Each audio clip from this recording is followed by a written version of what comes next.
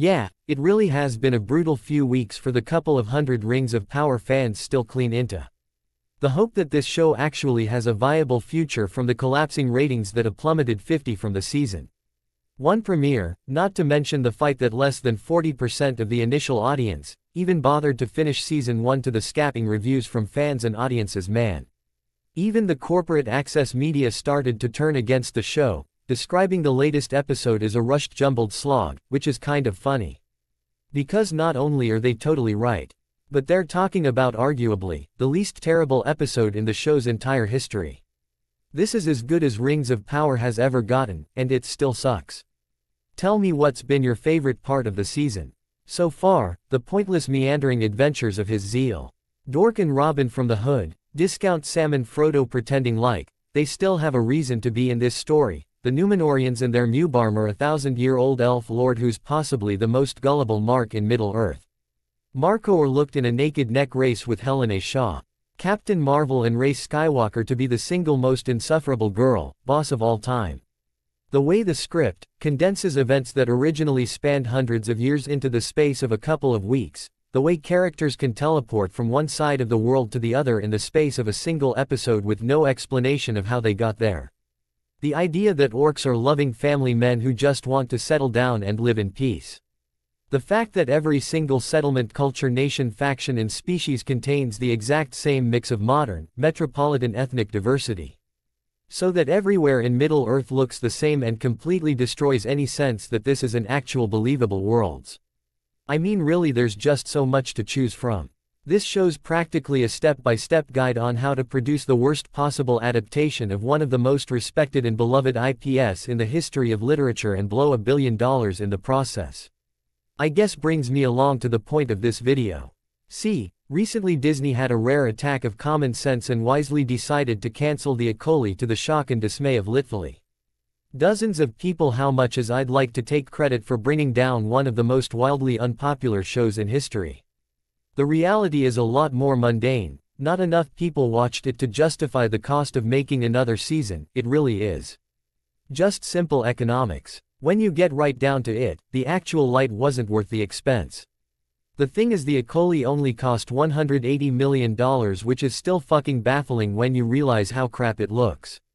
I mean, what the hell did they actually spend that on? Is certainly wasn't acting lessons for a man's Lestenberg. I can tell you that much, but even so, that's a drop in the ocean compared to the colossal budget of Rings of Power, which was widely tightly does the most expensive show in TV history in the run-up to release, as if just throwing obscene amounts of money. A project somehow makes it good by default, but whatever. But with so much money being pumped into it, fire.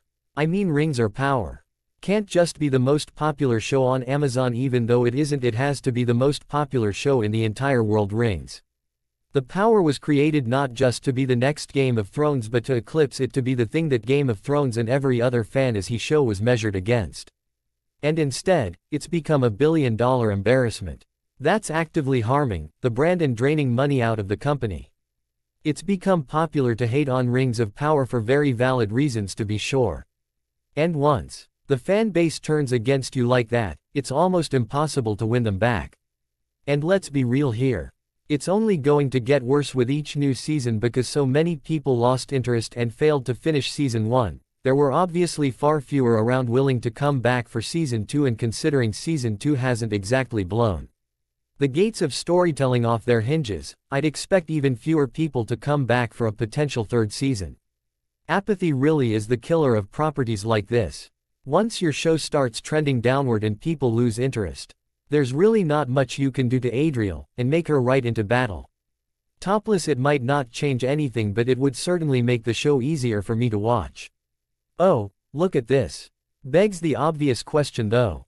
How long will it be before Jeff Bezos decides enough is enough? The rumors are already swirling and the season 3 could be in doubts, and although Amazon tried to play it down and reassure people that they're committed to their plan, of course, they would have to say that because season 2 is still going, announcing a cancellation now would kill off even the remotest chance that they could turn the ratings around. But behind the scenes, I think they're going to take a long hard look at their viewing figures once this season's over. From a purely business point of view, it makes absolutely no sense to keep pushing ahead with the product that clearly hasn't connected and isn't going to improve anytime soon. And from a creative standpoint, Lord of the Rings fans have already made it clear that they don't like this show, and the more Amazon makes of it, the more it'll turn people against the studio itself and harm future projects that might actually have more artistic merit. It's the Disney effect in action. People have turned against our entire brand to the point where every new project they put out is automatically scrutinized, and it's not really the position you want your studio to be in. All of this is to say that while it can be admirable to stay the course and stick to your guns, if you really believe in what you're doing, it can also be pretty fucking stupid to throw hundreds of millions of dollars away on something that clearly isn't working. It takes a more mature individual to admit when they're wrong. Take the L and move on to something better. And honestly, there has got to be something better to spend your money on than Rings of Power.